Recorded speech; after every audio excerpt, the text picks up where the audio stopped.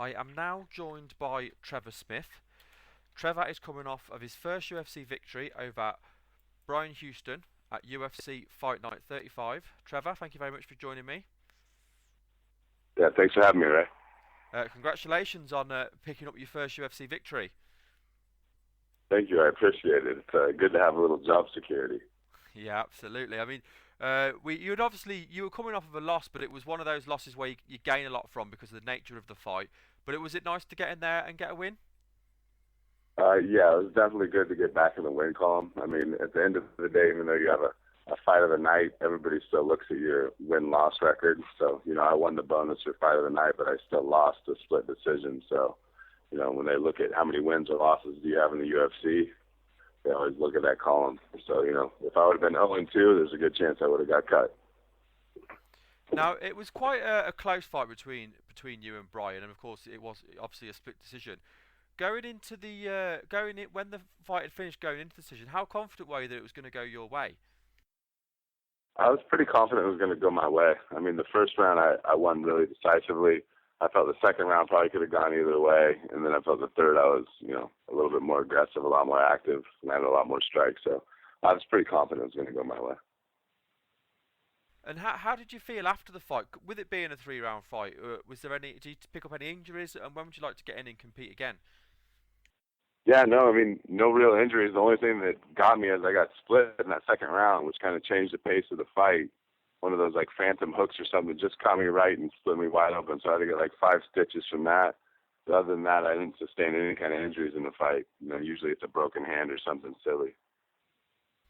How does you're on about there? You got caught. How does something like that affect you during the fight? I've been cut a little bit, the 2-3 stitch things, but never right over the artery. It affects you a little bit. I mean, anybody that says otherwise lies. You get to taste the salt of your own blood. You're slipping in your own blood. You see it all over the other dude and you. You can feel with every heartbeat it kind of squirts out a little extra. So, it's a gory scene. It gets in your head. I think that's part of the reason my second round was a little off, but then you get used to it. It's part of the fight game, I guess. Now, when would you like to kind of get back in and compete again then? And have you got any idea on who you'd like to face? I've no, whoever they want me to fight, whoever they think is going to match up and be an entertaining show, I'll fight whoever they set me up against. And I told them anytime after April 1st. So after April Fool's Day, I'm looking to get back in there. And obviously the UFC puts on a lot of shows overseas as well. Would you like to do a bit of travelling maybe and fight outside of the US? Yeah, absolutely.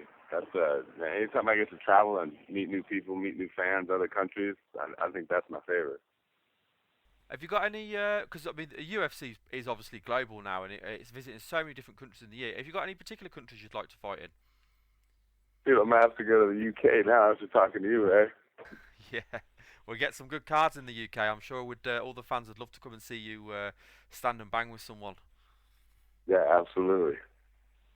So I mean, I want to the other thing that I wanted to ask you as well, because you obviously you 1-1 in the UFC, and like you say, you lost your first fight, you won your second fight, but with your loss, it was a real back and forth, crazy, exciting fight against Ed Herman, who's been in the UFC for quite a while.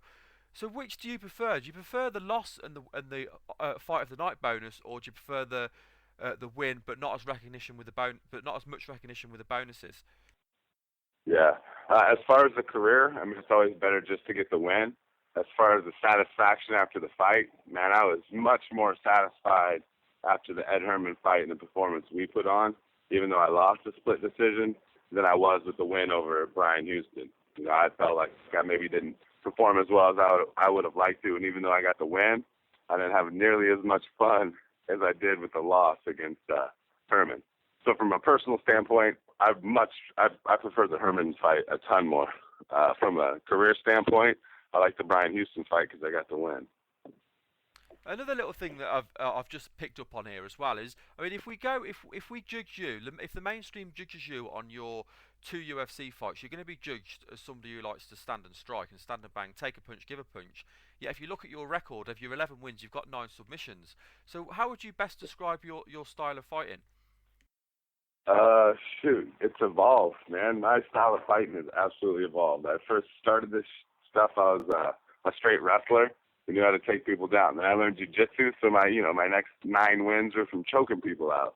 And now I've learned the stand-up. So my last 2 wins has kind of been, stand and exchange, and I'm going to punch you, you punch me, let's see who's the toughest. And hopefully I can combine all 3 of those things, do it intelligently, and be a super exciting fighter in all 3 aspects, the ground, the wrestling, and the striking. If you could pick then, out of those 3 areas, then, if you could pick one area as your favourite, your wrestling, your jiu-jitsu, or your striking, what would you pick as your favourite at the moment? Oh, man, you're going to give me a shout. It's absolutely the striking. I never thought I'd see that day, but I'm striking for a cat right now. And another little, just a question in theory. If you could improve one area of your game by 25% just overnight, you're going to wake up tomorrow, we're going to improve that one area by 25%. Which area would you choose to improve? My striking. And every time I see someone get punched and look grateful while they're doing it, deliver the punch to the power. If I get 25% more of that overnight, sign me up. Okay, it's been a real pleasure getting the opportunity to speak to you, Trevor. I really appreciate you coming on. But before we let you go, I just want to give you a chance to do any shout-outs.